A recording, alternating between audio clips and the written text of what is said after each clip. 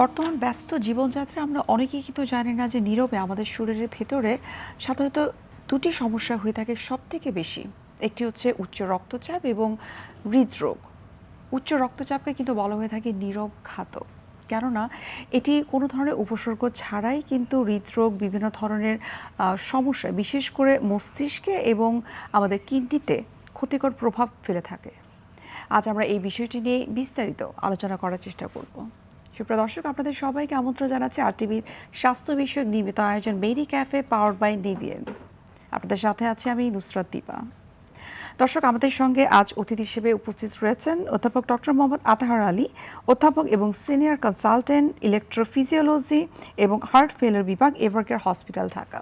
এবং দর্শক, আমাদের আজকের আলোচ্য বিষয় হচ্ছে উচ্চ রক্তচাপ ও হৃদযন্ত্রের জটিলতা। স্যার, আপনাকে স্বাগত জানাচ্ছি আমাদের আজকের অনুষ্ঠানে। ধন্যবাদ। স্যার, প্রথমে যেটি বলছিলাম যে আমাদের এই যে ব্যস্ত জীবনযাত্রা, আমরা প্রতিনিয়ত কাজ করে যাচ্ছি, কিন্তু অনেক সময় দেখা যায় যে কোনো উপসর্গ ছাড়াই হঠাৎ করে কোনো একজন ব্যক্তি জানতে পারলো তার উচ্চ রক্তচাপ রয়েছে, এবং এই উচ্চ রক্তচাপের কারণে একটা সময় কিন্তু দেখা যায় যে তার হৃদরোগের কোনো সমস্যা হচ্ছে। এটি আসলে কেন হয়ে থাকে? উচ্চ রক্তচাপ এটা আসলে একটা ক্রনিক ডিজিজ এবং নট এ কিউরেবল ডিজিজ। এটা কিন্তু একবার শুরু হলে এটা কিন্তু চলতেই থাকে। এবং উচ্চ রক্তচাপ মানে হচ্ছে কি, হার্ট কিন্তু এখানে একটা হাই প্রেশারের এগেনস্টে কাজ করে, যে কারণে হার্ট আস্তে আস্তে কিন্তু গ্র্যাজুয়ালি চেঞ্জ হতে থাকে। উচ্চ রক্তচাপের জন্য হার্টের ভিতরে কতগুলো চেঞ্জ হয়, যেমন ধরো যে হার্টটা আস্তে আস্তে ঠিক হয়ে যেতে পারে, যেটাকে আমরা বলি হাইপারট্রফি। এটা কিন্তু একটা ডিজিজ।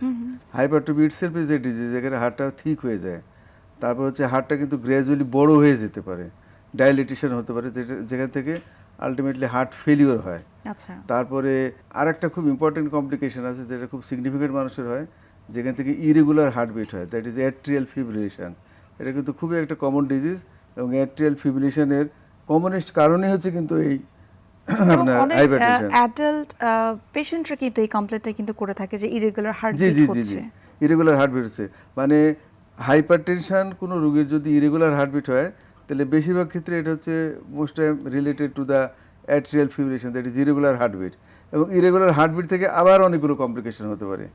আর সবচাইতে ইম্পর্টেন্ট হচ্ছে হার্টের রক্তনালীতে ব্লক হওয়া, যেটা হচ্ছে কিন্তু সবচাইতে ক্যাটাস্ট্রফিক কমপ্লিকেশন, যেটাকে আমরা বলি অ্যাথেরোস্ক্লেরোটিক হার্ট ডিজিজ বা করোনারি আর্টারি ডিজিজ বা ইসকেমিক হার্ট ডিজিজ, যেখান থেকে ক্রনিক স্টেবল এনজাইন, অর্থাৎ হাঁটতে গেলে বুকে ব্যথা হয় অথবা সাডেনলি হার্ট অ্যাটাক হয়। তো এগুলো হচ্ছে কিন্তু কার্ডিয়াক কমপ্লিকেশন। যেটি বলছিলাম যে এটাকে নীরব ঘাতক বলা হয়ে থাকে এবং কোনো উপসর্গ থাকে না প্রাথমিক অবস্থায়। তারপর আপনার কাছে কি মনে হয় যে কোন মেডিকেল সাইন সিমটমগুলো থাকলে একটু সচেতন হওয়া উচিত যে না, এটা আসলে হাইপার টেনশনের একটা সাইন সিমটম হতে পারে? এটা আসলে কি, যে আমাদের অ্যাডাল্ট পপুলেশনের নিয়ারলি প্রায় 1/3 পপুলেশনে কিন্তু হাইপারটেনশন থাকে, নিয়ারলি 1/3। এখন তো তরুণরাও কিন্তু বা তরুণীরা তাদের মতো কিন্তু হাইপার টেনশন দেখা দিচ্ছে। তো এই যে 1/3 পপুলেশনে যে হাইপারটেনশন থাকে, এদের ভিতরে 45% জানেই না যে তার প্রেশার আছে। এমনকি যেটাকে আমরা বলি যে সিভিয়ার হাইপারটেনশন, যেখানে ব্লাড প্রেশার 180/120, সিভিয়ার হাইপারটেনশন, এদের ভিতরে কিন্তু সিগনিফিকেন্ট জানি না যে তার এরকম প্রেশার আছে, কিন্তু যেহেতু সিমটম হয় না, তো এরকম একটা সিগনিফিকেন্ট নাম্বার অফ দ্য পিপুলের কিন্তু সিমটম হয় না, অথচ এর কমপ্লিকেশন কিন্তু হতে থাকে। আচ্ছা। যেহেতু কমপ্লিকেশন হতে থাকে, এবং এই কমপ্লিকেশনের জন্য কিন্তু এটা প্রেজেন্টেশন তিনভাবে হতে পারে। এক হতে পারে যে কোনো এক সময় দীর্ঘদিন পরে গিয়ে তার সিমটম হলো, তখন হয়তো ডাক্তারের কাছে গেল, অথবা সাডেনলি হার্ট অ্যাটাক হলো, অথবা ব্রেনে স্ট্রোক হলো, তখন ডাক্তারের কাছে গেল, এইভাবে ধরা পড়ে। তো এই জন্য কিন্তু এটাকে বলা হয় যে মানে সাইলেন্ট কিলার। অনেক ক্ষেত্রেই আমরা দেখেছি যে কোনো একজন রোগী হয়তো তার অন্য কোনো কমপ্লিকেশনস নিয়ে ডাক্তারের কাছে গিয়েছেন, তখন হয়তো তার প্রেশার যখন মাপা হলো তখন তিনি দেখলেন তার প্রেশার বাড়তি, এবং তিনি ডাক্তারকে বলছেন যে আমি জানতামই না কখনো যে আমার প্রেশার ছিল। সো এই যে উনি হঠাৎ করে জানতে পারলেন ওনার প্রেশার ছিল, উনি যদি ডায়াবেটিক পেশেন্ট হয়ে থাকেন, ওনার যদি আগে থেকে কিডনি রিলেটেড প্রবলেম থেকে থাকে, সো এটি আসলে যে তার সাথে যে হাইপার টেনশন যোগ হলো, সার্বিকভাবে তার আসলে কি ধরনের কমপ্লিকেশন বা জটিলতা তৈরি হতে পারে? এটা আসলে একটা আমাদের কিন্তু একটা সিনড্রোম আছে।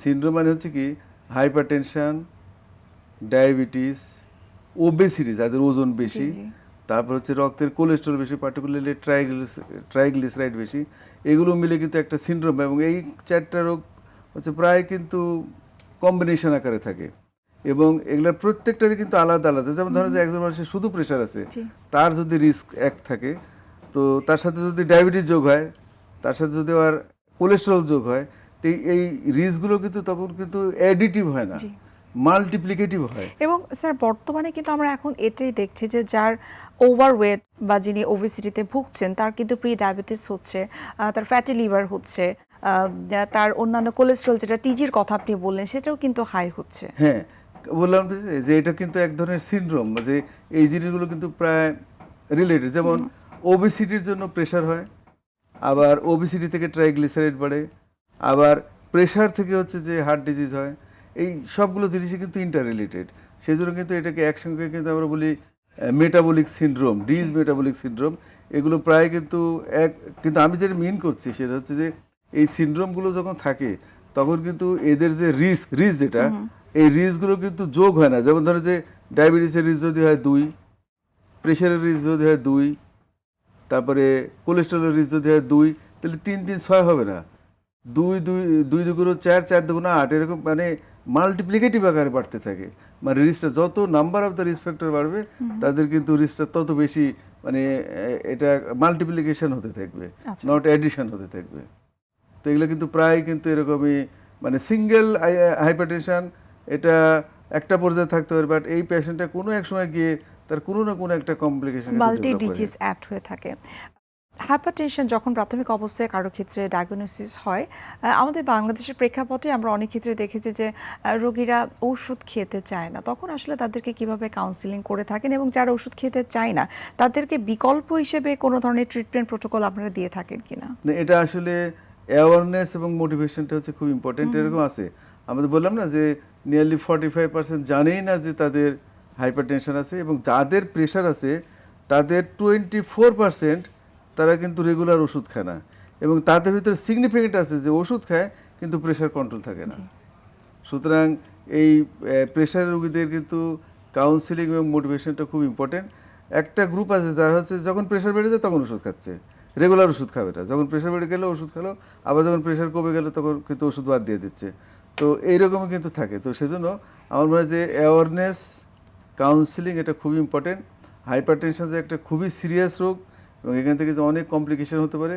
আমাদের গ্লোবালি কিন্তু মানে 15% অফ দ্য ডেথ কিন্তু ডিউ টু দ্য হাইপারটেনশন, এবং আমাদের মানে এই স্ট্রোকের হচ্ছে 55% কারণ হচ্ছে হাইপারটেনশন, এবং হার্ট অ্যাটাকের 45% কারণ হচ্ছে হাইপারটেনশন। তো এই জিনিসগুলো তাদের জানাতে হবে যে এই ধরনের মানে ভেরি ফ্যাটাল কমপ্লিকেশন হতে পারে। আমরা আরো বিস্তারিত আপনার কাছ থেকে জানার চেষ্টা করব হাইপারটেনশন এবং হৃদরোগ নিয়ে। একটা বিরতির সময় হয়ে গেছে, আমরা বিরতি নিচ্ছি। ঠিক আছে, থ্যাংক ইউ। সুপ্রিয় দর্শক, আপনারা দেখছেন আরটিভি স্বাস্থ্য বিষয়ক নিয়মিত আয়োজন মেডি ক্যাফে পাওয়ার বাই নিভিয়েন। আমরা নিয়ে নিচ্ছি ছোট্ট একটা বিরতি, আমাদের সঙ্গেই থাকুন।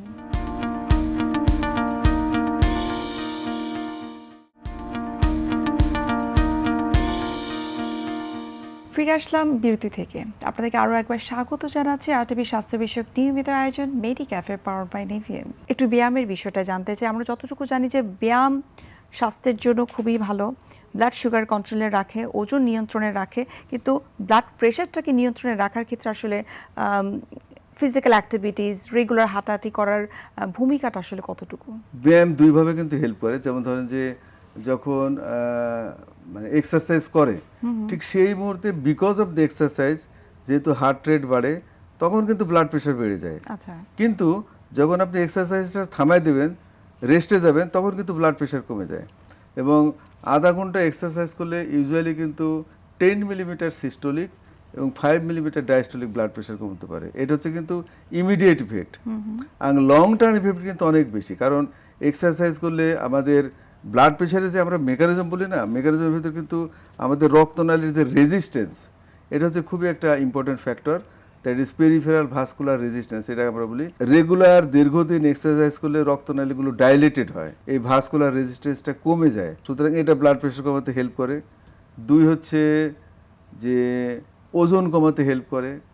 3 হচ্ছে ট্রাইগ্লিসারাইড কমাতে হেল্প করে। 4 হচ্ছে ডায়াবেটিস কন্ট্রোলে হেল্প করে।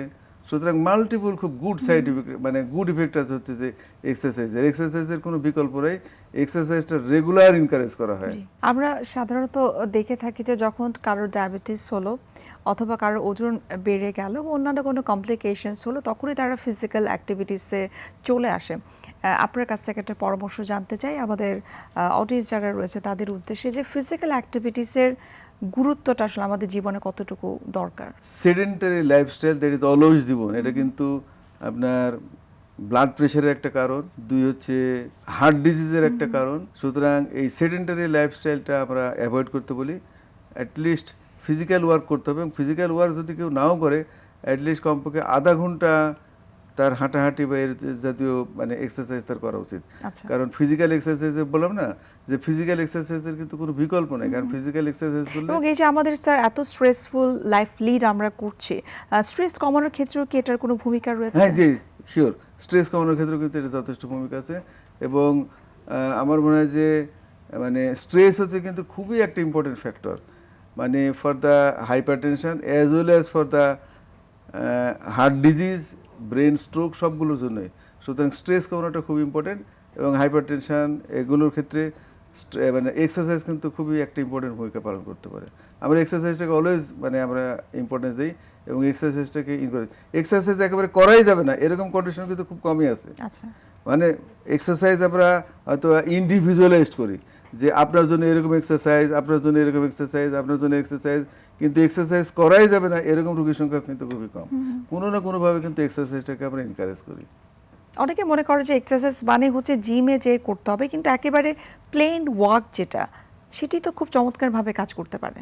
জি জি, আমাদের এক্সারসাইজগুলো আমাদের দুই ধরনের আছে, এটা আসলে আলাদা একটা মানে চ্যাপ্টারই বলতে পারেন। একটা হচ্ছে আমরা বলি অ্যারোবিক এক্সারসাইজ, যেখানে হচ্ছে যে বডিতে আমাদের অক্সিজেন কনজাম্পশনটা বেড়ে যায়। আচ্ছা। এটা প্রেশার রোগীদের জন্য খুবই ইউজফুল। অ্যারোবিক এক্সারসাইজ, যেমন ধরুন আপনি ফুটবল খেললেন, আপনি অনেক পরিমাণে অক্সিজেন নিচ্ছেন, এগুলোকে আমরা বলি অ্যারোবিক এক্সারসাইজ, যেখানে বডিতে অক্সিজেন ডিমান্ডটা বেড়ে যায়।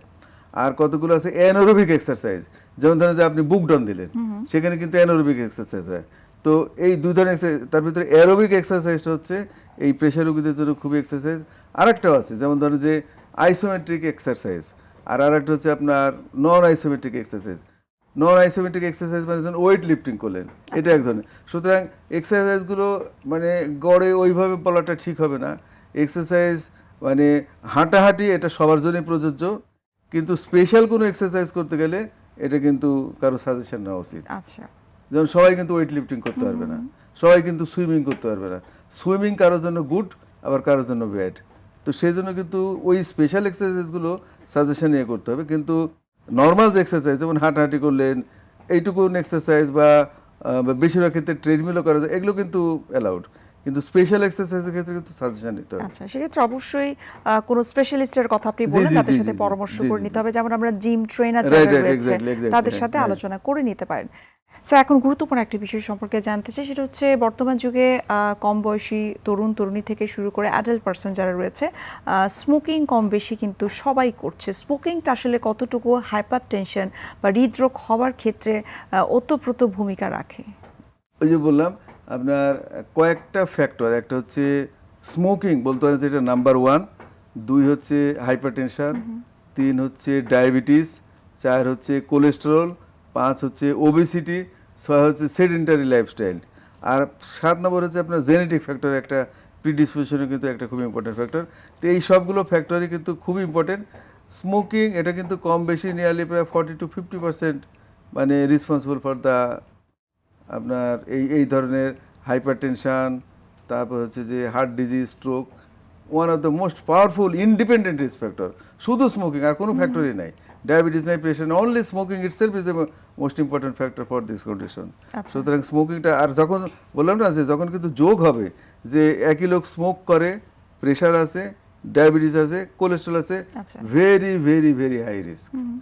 এমন কিন্তু অনেক রোগী আমরা দেখেছি যে যার হাইপারটেনশন রয়েছে এবং যার হার্টে রিং পর্যন্ত পড়ানো হয়েছে, কিন্তু তিনি তখন পর্যন্ত স্মোকিংটাকে ছাড়তে পারেননি। তাদের জন্য আপনার মেসেজ কি? এটা আসলে ডিটারমিনেশন ছাড়া এটা সম্ভব না। স্মোকিং ছাড়তে গেলে এখন বিভিন্ন রকমের অল্টারনেটিভ ওয়ে আছে, যেমন মানে আপনার মানে আমরা অনেক সময় ইলেকট্রনিক বা ইলেকট্রিক সিগারেট বলি, সেটা দিয়ে অনেকে চেষ্টা করে, তারপরে এক ধরনের গাম পাওয়া যায়, সেটা দিয়ে চেষ্টা করে। আসলে কোনোটাতেই কোনো লাভ হয় না। আমরা বিভিন্ন রোগীকে সাজেশন দিয়ে থাকি, সবচেয়ে ইম্পর্টেন্ট ডিটারমিনেশন, যে হ্যাঁ আমি এটা বাদ দিব, সাডেনলি একদিনেই বাদ দিতে হবে। যদি আমি ঠিক আছে ওই সব সময় বলে যে ঠিক আছে স্যার আমি গতকালকে থেকে খাই না, অথবা স্যার আমি কমাই দিছি, আসলে এগুলো কোনো ফ্যাক্টর না। এটা বাদ দিতে চাইলে আপনাকে একদম সাডেনলি বাদ দিতে হবে, যে আর আমি খাবোই না। এটা সম্পর্কে তার যদি ভিতরে কোনো রকমের মানে ভীতি ডেভেলপ করানো যায়, তবে সে বাদ দেয়, আদারওয়াইজ কিন্তু বাদ দেয় না। কিন্তু এটা সাডেনলি বাদ দেওয়া ছাড়া কিন্তু কোনো পথ নেই, একদম সাডেনলি স্টপ করতে হবে। অর্থাৎ আপনি যেটা বলছেন স্যার, ডিটারমিনেশন অ্যান্ড ডেডিকেশনটা অনেক বেশি গুরুত্বপূর্ণ। Exactly right. জি স্যার, একটু ঘুমের প্রসঙ্গটা নিয়ে আসতে চাই। আমরা জানি যে ঘুম আমাদের মনকে প্রশান্ত রাখে, আমাদের ব্রেন অ্যাক্টিভিটিসকে অনেক বেশি বাড়িয়ে দেয়। প্রেশার কন্ট্রোলের ক্ষেত্রে ঘুমটা আসলে কতটুকু ভূমিকা রাখে? খুবই ইম্পর্টেন্ট। তার ভিতরে একটা আছে, যেমন আমাদের স্লিপ অ্যাপনিয়া বলে একটা ডিজিজ আছে, কিন্তু স্লিপ অ্যাপনিয়া, যে রাত্রে তাদের কিন্তু যাদের বিশেষ করে ওজন বেশি এবং ঘাড় ছোট এরকম যারা আছে, তাদের কিন্তু রাত্রে ঠিকমতো ঘুম হয় না। অর্থাৎ এই পিরিয়ডিক্যালি জেগে যায়, ঘুমাচ্ছে ঘুমাচ্ছে হঠাৎ করে জেগে গেল, এই স্লিপ অ্যাপনিয়া। তো এই ধরনের রোগীদের কিন্তু হাইপারটেনশন এবং এয়ারটেল ফিউশন এই ধরনের কমপ্লিকেশনগুলো বেশি। সুতরাং এটা এই এক্সাম্পল থেকেই বোঝা যায় যে স্মোক মানে ঘুম একটা খুব ইম্পর্টেন্ট ফ্যাক্টর। তবে ফিজিওলজিক্যাল ঘুম, দ্যাট ইজ মিনিমাম 6 ঘন্টা ঘুম। এটা বডির যে আমাদের যে বায়োলজিক্যাল যে সাইকেল আছে, বায়োলজিক্যাল যে ক্লক আছে, আমাদের ঘুমের সাথে কিন্তু অনেক কিছু জড়িত। ঘুমের সঙ্গে রেস্ট জড়িত, হার্টের রেস্ট জড়িত, আমাদের হরমোনগুলোর একটা ব্যালেন্স দরকার। সুতরাং ঘুম হচ্ছে কিন্তু ভেরি ভেরি ইম্পর্টেন্ট। ঘুমের কম বেশি হলে বা ঘুমের যদি সাইকেল চেঞ্জ হয়, তাহলে কিন্তু এইসবগুলোতেও চেঞ্জ হয়ে যেতে পারে। সুতরাং ঘুম হচ্ছে ভেরি মাচ ইম্পর্টেন্ট। অ্যাটলিস্ট ঘুমের একটা সিস্টেমেটিক এবং মিনিমাম 6 ঘন্টা ঘুমানো উচিত। আচ্ছা, অর্থাৎ আমরা যদি ঘুমের কথা বলি, স্ট্রেস ফ্রি লাইফ লিড করার জন্য আপনি এক্সারসাইজের কথা বললেন, ঔষধের কথা বললেন। ঔষধের ব্যাপারে স্যার আমার আরও কিছু কোয়ারিজ রয়েছে। সেটা হচ্ছে যেমন হাইপারটেনসিভ পেশেন্ট যারা রয়েছে, তাদেরকে যখন মেডিসিনের কথা বলা হয়, তখন কিন্তু তাদের একটা কমন প্রশ্ন থাকে, যেটি বলছিলাম যে ওষুধের বিকল্প কী আছে। আবার অনেকে বলে থাকে যে আমি যদি একবার নিই আমাকে আজীবন খেতে হবে কি না। সো এই ধরনের প্রশ্ন যখন রোগীরা করে, তখন আসলে আপনাদের উত্তর কি থাকে বা কিভাবে আপনারা কাউন্সিলিংটা করে থাকে তাদের? এইটা কিন্তু একটা খুবই একটা কমন প্রবলেম। মানে আমরা প্রেশার ওষুধ কাউকে দিতে গেলে সহজে শুরু করতে চাই না, বলে যে স্যার আমি এটা শুরু করলেই কিন্তু এটা। তো আমরা যেমন আমি পার্সোনালি বোঝাই, যেমন ধরেন যে মানে যে ডিজিজগুলো কিউরেবল না, যেমন ডায়াবেটিস কারো যদি শুরু হয়, তাহলে কি ওষুধ বাদ দেওয়া যাবে? অ্যাজমার ওষুধ বাদ দেওয়া যাবে? ক্রনিক যে নন কমিউনিকেবল যে ডিজিজগুলো আছে, সেগুলোর ওষুধ যদি একবার শুরু হয়, তাহলে কিন্তু এটা খেতেই হবে। তো প্রেশারটা তাই। এবং এই যতগুলো ডিজিজ বললাম, তার ভিতরে কিন্তু one of the most important fatal disease হচ্ছে হাইপারটেনশন। সুতরাং ওষুধ খেতেই হবে। আমরা ওষুধ খাওয়ার জন্য আমরা বিকল্প আসলে কিছুই নেই। স্যার, আমরা অনুষ্ঠানের একেবারে শেষ পর্যায়ে। আপনাকে অসংখ্য ধন্যবাদ হাইপারটেনশন নিয়ে এত বিস্তারিত আমাদেরকে জানানোর জন্য, যে হাইপারটেনশনের সাথে কোন কোন বিষয়গুলো জড়িত, যেগুলো আমরা মেনটেন করতে পারলে প্রেশার কন্ট্রোলে রাখতে পারবো, এবং সেই সাথে অন্যান্য রোগের যে ঝুঁকিগুলো রয়েছে সেগুলো আমরা অনেকটাই কমিয়ে আনতে পারবো। আবারও ধন্যবাদ। ঠিক আছে, থ্যাংক ইউ ভেরি মাচ। সুপ্রিয় দর্শক, এতক্ষণ আপনারা দেখছিলেন RTV স্বাস্থ্য বিষয়ক নিয়মিত আয়োজন মেডিক্যাফে পাওয়ার্ড বাই নেভিয়ান। আজ আমরা এখানে শেষ করছি, দেখা হবে আগামী পর্বে। সে পর্যন্ত আপনারা সবাই ভালো থাকুন, সুস্থ থাকুন। আল্লাহ হাফেজ।